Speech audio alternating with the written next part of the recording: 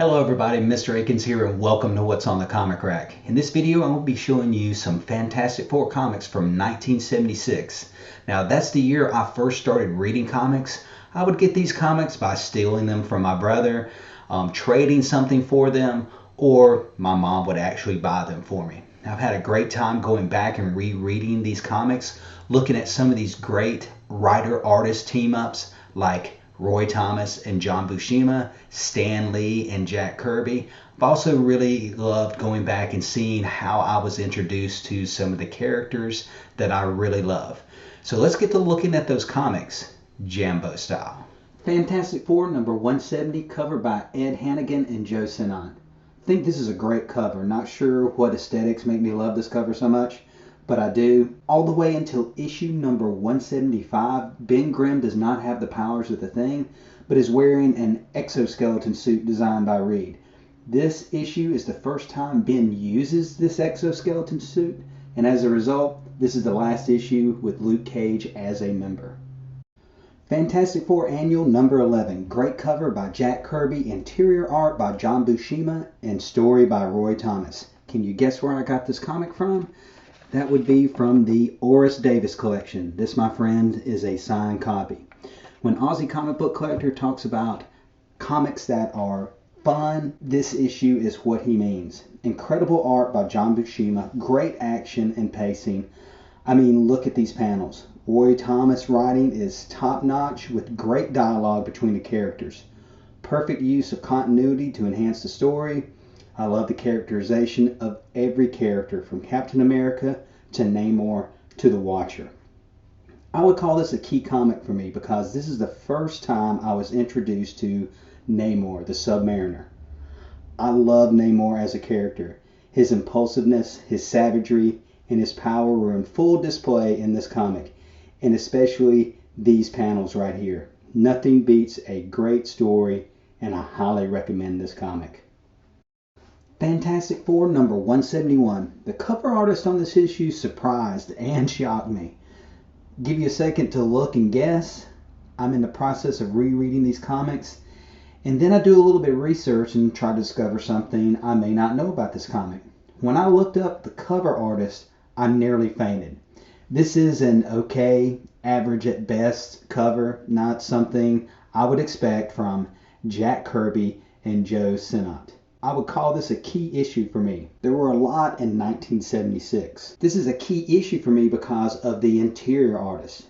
This would be my first exposure to an artist who is easily in my top 5, probably my top 3, and that would be the late, great George Perez.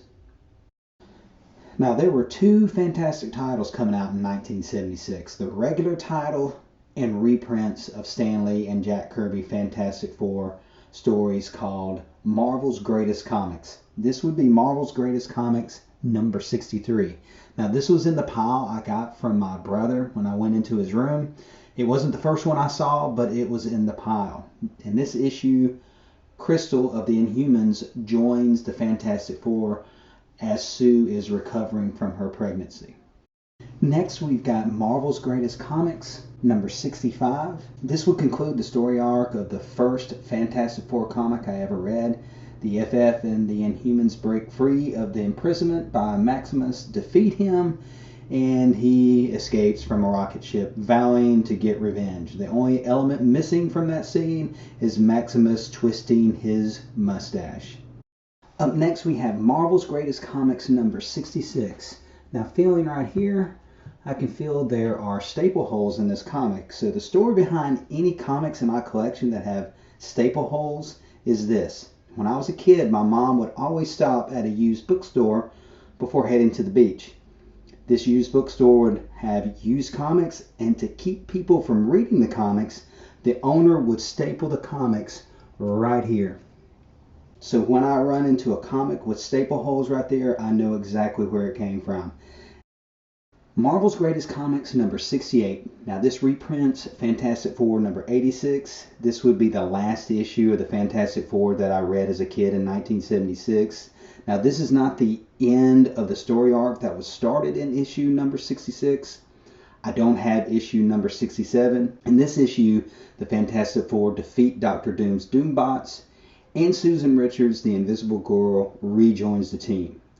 No need to tell you who did the artwork for this issue. Yes, it's Jackkirby. Calm down. Now, there is some absolutely stunning artwork in issues number 66 and 68. In fact, in issue number 66, there's an iconic panel of Doctor Doom that has been used over and over. These comics definitely cemented Doctor Doom as my favorite villain. You would think his dialogue and actions would be so over the top and preposterous. Dialogue like, if people would just listen to me because I'm smarter than them. People are so ungrateful for all I've provided for them. Or, you must be sacrificed for the greater good, and all I ask is total blind obedience. But if you listen closely to these themes, the words and ideas may sound familiar and so incredibly evil. So to recap, I read a lot of Fantastic Four comics in 1976. Most of it was Stan Lee and Jack Kirby, but there were some other notable writers and artists I remember fondly from this series and from this time, like Roy Thomas, John Buscema, George Perez, and I was introduced to a lot of characters by way of the FF in 1976. The Thing, Mr. Fantastic, the Invisible Girl, the Human Torch, the Inhumans, the Submariner, and last but not least, Doctor Doom. In the next video, I'll talk about other titles from 1976. And until then, we'll see you around the comic rack.